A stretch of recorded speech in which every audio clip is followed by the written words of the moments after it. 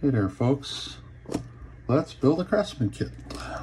What we have here is Irish Rose Antiques from Railroad Kits.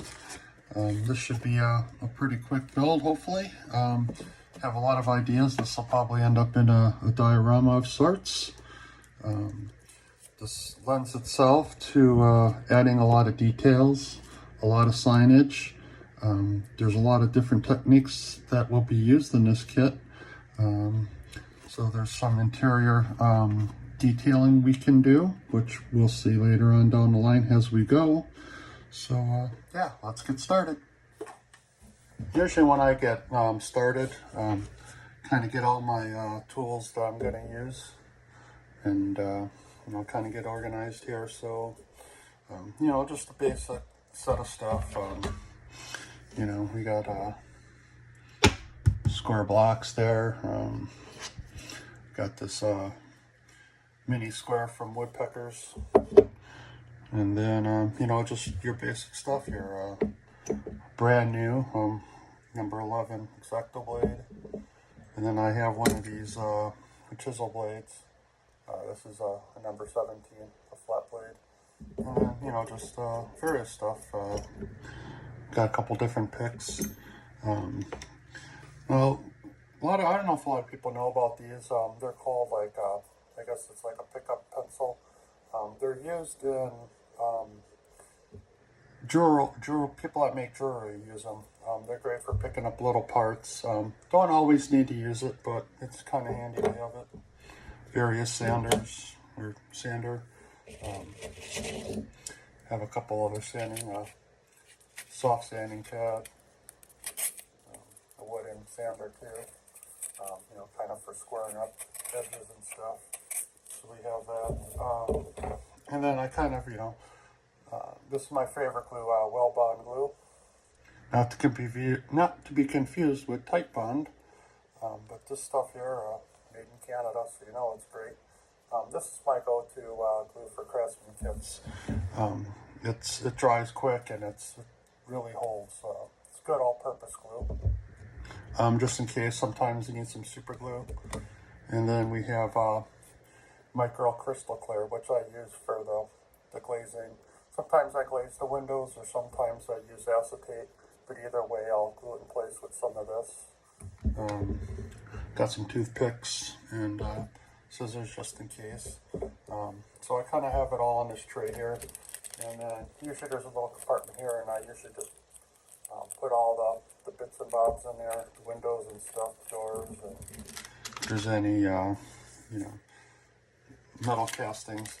Now, usually the metal castings, I usually just, I have a big container of them. I usually just dump those in there. Sometimes I use them for the kit, sometimes not. I got a whole bunch, and I usually, you know, have the kit, depending on the kit, what ones I use. So that's kind of how, you know, I kind of get started. I don't know if I mentioned it, scale ruler. I also have over here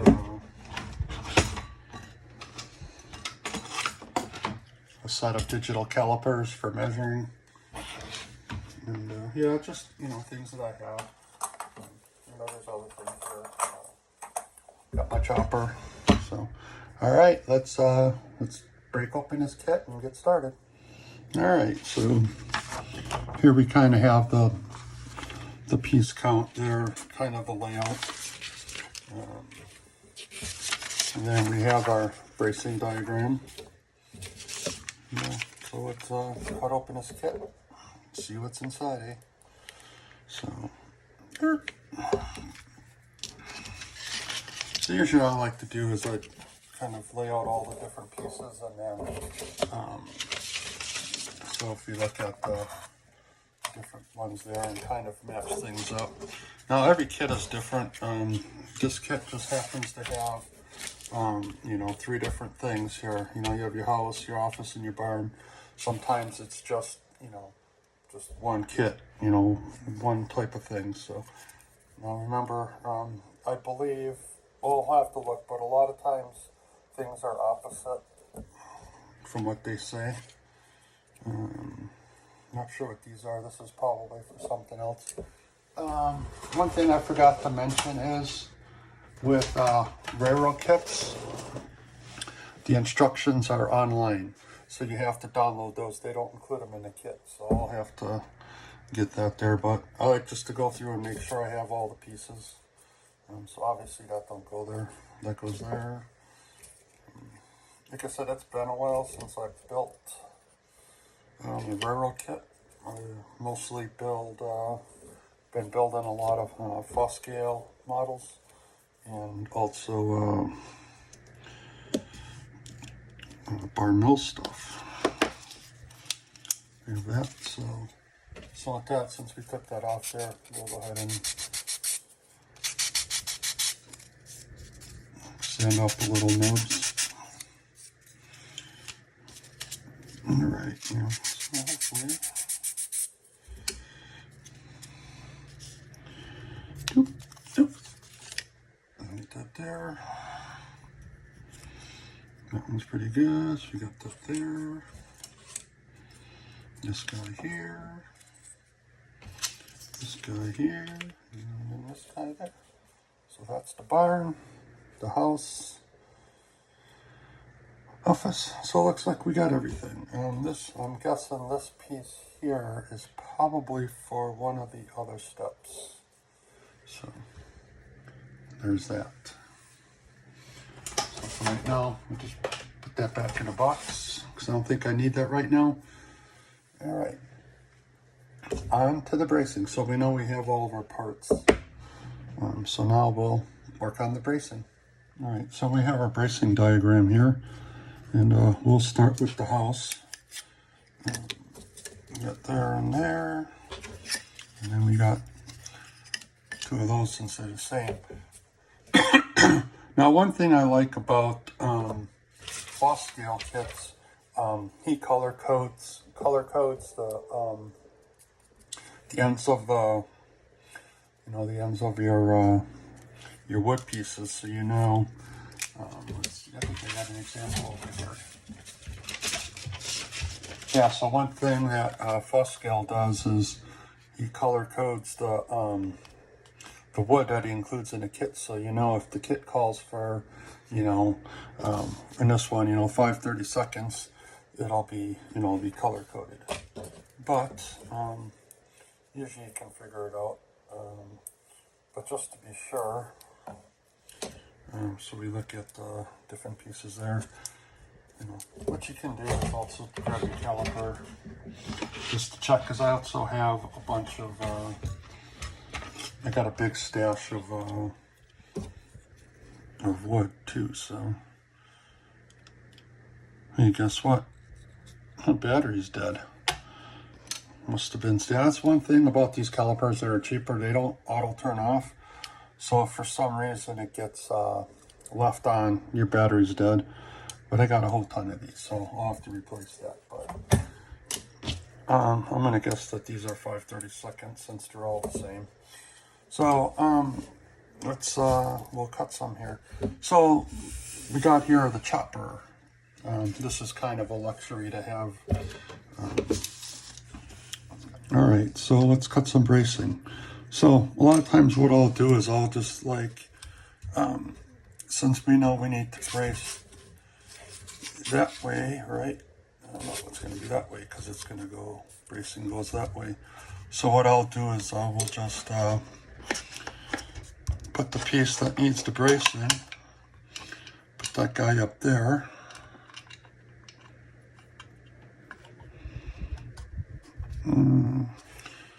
Now we should get exact pieces that we need.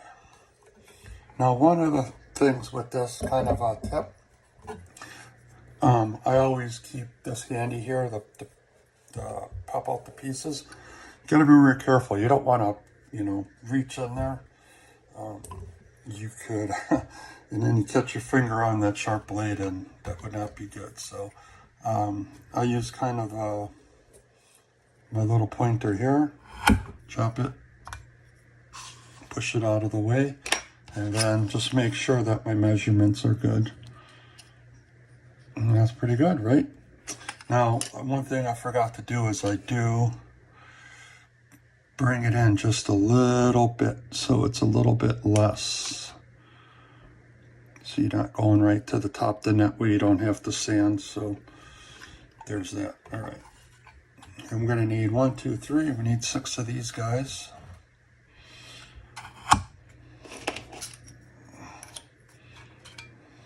We'll check it again over here. Yeah, see, that's better. All right.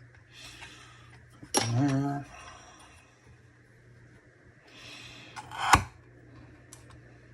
Three. Go over to this side. There. And anytime you reach it in there, always keep the blade down. Now, I don't even these little tiny pieces. I don't even throw these out. I got a bucket over here. Container here. I save all those little nubs. Why? I don't know. Will I ever use them? Who knows? But they're actually, you know, they could be good for like scenery and stuff. If you have like a lumber yard, use it for like cutoffs. So we have that. 3, 3.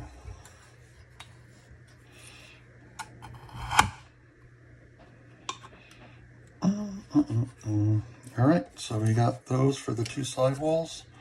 We're good there. All right. One thing I forgot to mention is before cutting your bracing, what you want to do is kind of feel what direction the grain goes. It's kind of hard to see on this thing there, so you kind of see like what way it flexes, so you know which way to put it. See how it flexes that way? You don't want to put your bracing down that way. You kind of want where it doesn't flex as much. Now, sometimes, I mean, it's not really there, but you can't really tell. But then I'll just mark with the pencil. That's the side you want to glue down, because you don't, you know, the point of bracing is to keep your walls from flexing when you put down your paint and stuff, so it doesn't warp. So yeah, so like when you put your bracing down, you don't want it to warp. So whatever side is stronger, it's very subtle.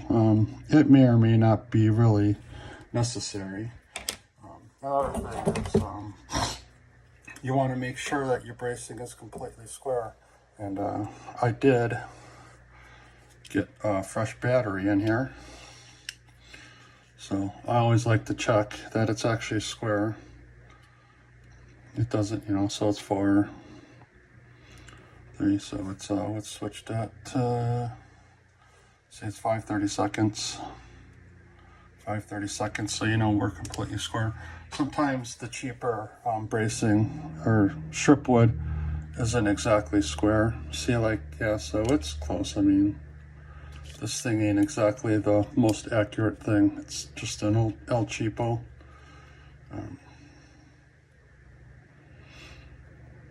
See, it's a little off. It's not exact, so that's another thing too, is you got to be careful with this cheaper strip wood, especially when it comes to your corner bracing, because as you can see on here, you indent a little bit. So that's just the tip. Always check for squareness and check.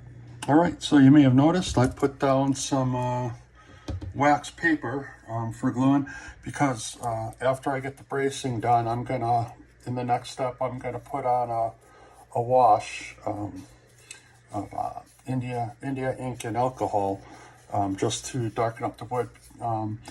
It's kind of like a dark stain before I paint. I always put down a coat of that. It kind of helps with, you know, prevent warping or pre-warping before you lay down the paint. Plus, it's good for weathering. It's when you put down your next stain. I don't know if I'm going to stain this one or if I'm actually going to paint it. Still haven't decided yet, but yeah, so just by putting it down protects your cutter, and so there's that. So okay, so in this here, important thing is if you see on here, you need to indent. You need to indent the side walls. You always do like the sides. That's just kind of a rule of thumb when you're bracing. you want to brace the sidewall so when it comes together, it'll fit, which you'll see here shortly. So I always start with that. I always start with the sidewalls first. And like I said, those need to be indented. Now, a way you can do that, let's check for square here that we have. Okay, so we know that one's good. The center ones don't really matter. You're just more concerned about your corners, so that way everything squares up nicely. You know, pick out your best squared up pieces for your corners, and that's good. And then you find one, what I call to use for your measuring stick. What I mean by that is, so let's glue this up here. I'll show you. Like I said, you have to indent, and you want to indent the size of your bracing. So in this case, 1/32. Now, another cool thing about using a wax paper, you can just put the glue you're going to use down. You don't have to worry about using like, you don't have to worry about using anything fancy, cups or anything. And you don't really need a lot of glue, right? Especially on the corners, because so I put a little too much on. So we want to put that, put the glue spillage to the inside, because this is what squares up your building.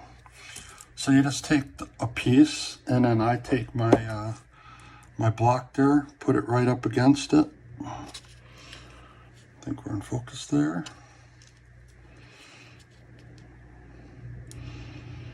And you got that there. Pull that away. Put that back up there. Just double check. So just put it there. That makes sure everything is square. Pull that away. Flip it over. Do the same on the other side.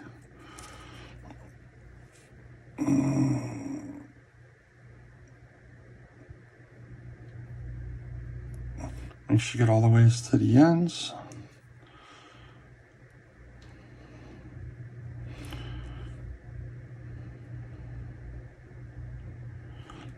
And we'll sand before we put the corners together anyway, so that's a-okay with me.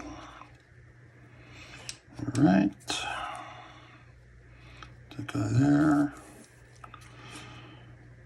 Snug it up against the side. Pull that away. Double check again. Check, check, double check. Now there's all sorts of ways to do it, but no need to get all fancy. It's just a wood kit. You can always trim.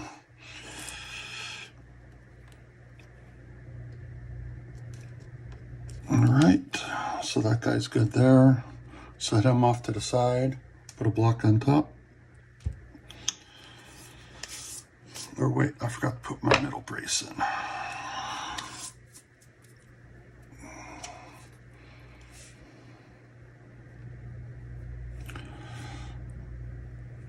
This one don't matter, you don't need to get all fancy with it. It's not going to be seen anyway. But try to get it as straight as you can. Alright, looks good. Put that on there, put your weight on there, rinse and repeat. Alright, so for the front and back, these pieces go right up to the edge because they're going to marry they will marry the ones we did the indentation on.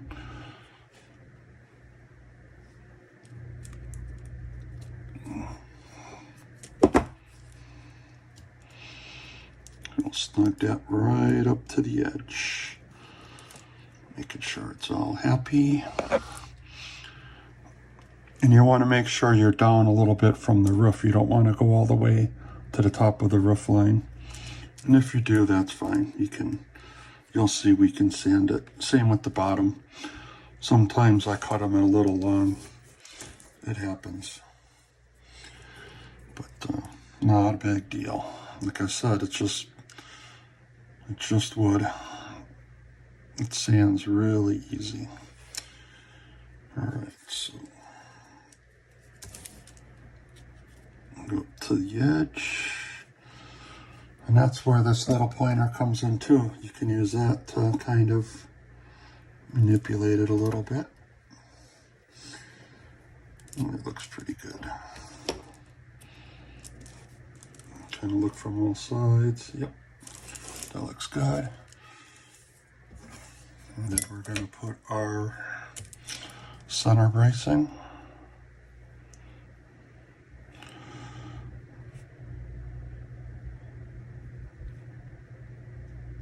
Again, don't need to be really neat about it. Now you want to keep it away from the windows because you're going to have to install the windows. So just put that there.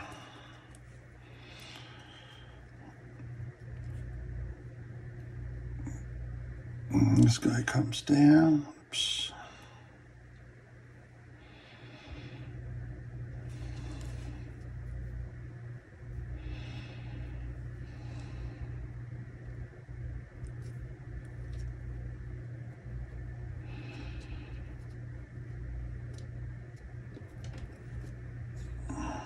All right, set him off to the side. All right, so the next step is we're going to add our India ink alcohol, isopropyl alcohol wash. I use 91% isopropyl alcohol.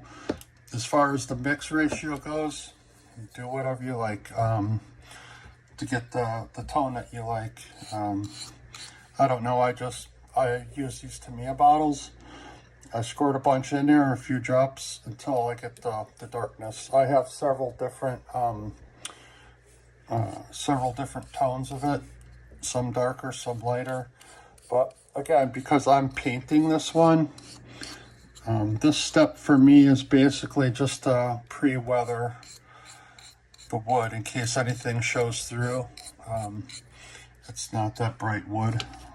And as you can see, it's not consistent. It doesn't matter. This is going to be weathered, but so I just go ahead and just put some of that on. And as you can see, I'm not wearing gloves.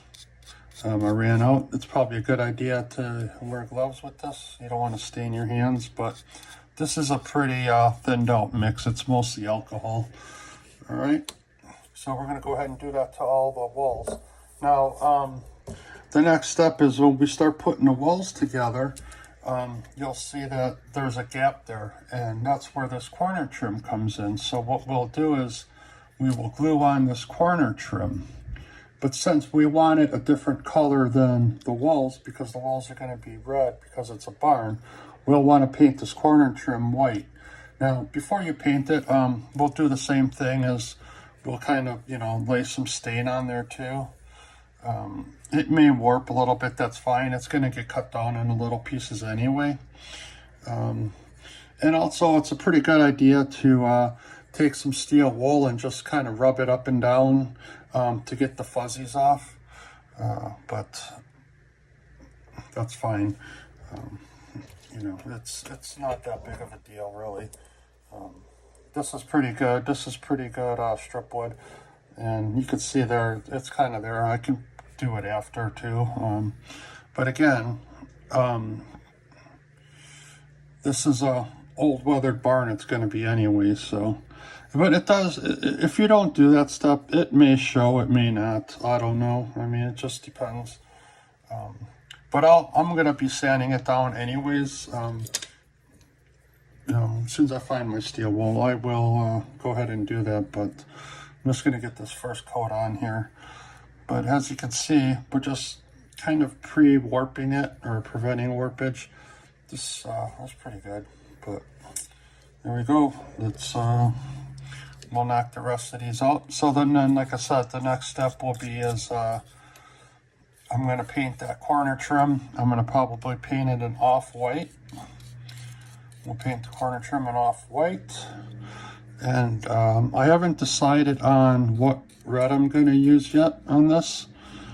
I have several options. I got some barnwood stain here, rustic barn red from Dr. Ben. I also have some different stuff on my paint rack, but I haven't really decided. So we'll show that step obviously as we move along. Getting a little ahead of ourselves here, but so it's at this point. We're gonna let this dry. Okay, so now that our pre-stain of icy purple alcohol and India ink is dried, let's lay some color down. Now I got these little wood squares here. Sweetie Bear bought these for a project, but what I use them for is testing colors. So what I'll do is I'll grab a couple of these guys, and then we will do some test samples here of colors. Now I have Vallejo. This is just a flat red. And then I have some of this Dr. Ben's Rustic Barn Red weathering stain. So we'll get a sample of each of these and see which one we like. All right, so we're just going to use, these are makeup brushes. I use these for stains. Sometimes I'll paint it on.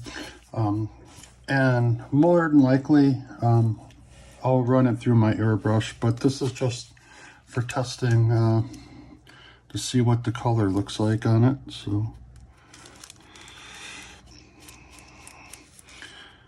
now usually with these types of stains, you're going to do multiple coats. And as you can see, this is why when you're using these types of stains, which is another reason to do your pre-stain of the black, kind of hides the wood a little better. I have not used the stain before, so I don't know how good it is. It does look a little pinkish.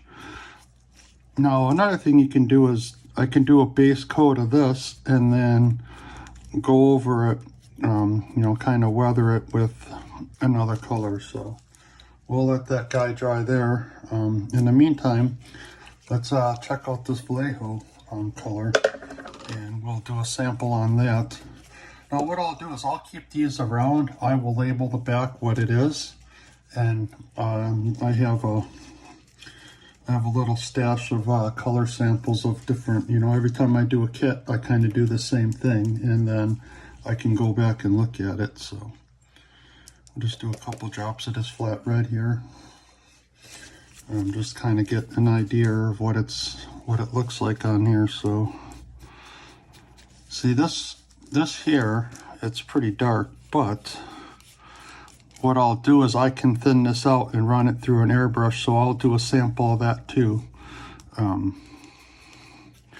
But I think for the base coat, I'm gonna go with that stain. Yeah, this is pretty bright red, but I think that stain and then this over the top thinned out might look pretty good. So we'll do a sample of that too. So yeah, so that's pretty deep red, but let's see what that looks like over this. But again, this would be thinned out. I always thin out, especially these ones. This is just model color. Vallejo does make airbrush ready stuff, but I have their thinner, so it's basically the same thing. So let's try doing some dry brushing over this. Again, I don't use a brush to paint my structures. I actually use a airbrush, just for the fact that I can get a more even coat. So that might work out. So yeah, I think that's the way we're gonna go with it. We will we'll do that. We'll probably I'm gonna lay down a coat of Dr. Benz, has a base, and then probably airbrush this over it. But we'll check that on the sample piece here once I fire up the airbrush. All right, so we're getting these walls stained here. Now I just dab the brush here and then I kind of tamp it out on a paper towel there. And yes, I did get gloves. You don't really want to do this without gloves. Some of these these washes contain. I know the Hunter line. I think they dye theirs with shoe polish, and that stuff will stain your hands big time. So this one, not so much, I don't think. Like I said, this is the first time I'm using this. Let me see, that's too much. So you come back here and just even it out. So that's the first coat of the red. I don't know. What I'll do is I'll put let this dry. It dries pretty quick, but I'll let this dry really well, and then come back and put another coat on and see what happens. I do think I'm gonna go over with the Vallejo as a second coat, or has a kind of a top coat, but maybe not. I don't know. We'll see here. Don't want to put too much on because you don't want to muck up the detail or you know what I mean. You don't want to lose there. But you can see by putting down that that black wash kind of adds a little bit of character to it. But yeah. All right, we'll let this dry. All right, for the last segment of this video, let's address the barn portion of this build. Now normally these have like a sticky back, but for whatever reason, the sticky lost its stickiness. So we're just gonna do the best we can. We're gonna peel off this paper here and get out our trusty weld bond here, and we'll just tack it in place with some glue. You have that. Now I have these little microfiber brushes that we'll use to stick it down. Now this is an interior wall. You're probably not going to see it very well anyway, but yeah, that's weird. I never had this happen before where the sticky back no longer sticks, but sometimes it's easier just to use your fingers too, so maybe just do that. But we don't want to get too sloppy with it. But we're just gonna give it some stickiness again. Like I said, it should be fine. It's an interior wall, so like I said, this weld bond glue is pretty awesome. All right, so let's put this guy in place here.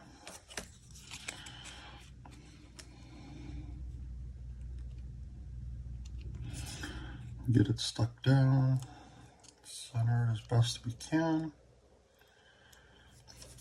Come in here with our brush and get rid of some of this excess glue here.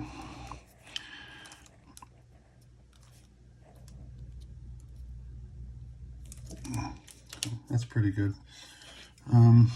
That'll hold. These pieces are a little fidgety. So what we'll do then is we'll get these all three stuck down. I already did one over here too. Same thing. The next step will be to I'll probably airbrush black paint or something, has the interior, and then yeah, we'll go from there. All right, folks, I think this video is long enough. This is just part one. In part two, we'll start assembling everything. So until the next time, take care, everyone. Thanks for watching.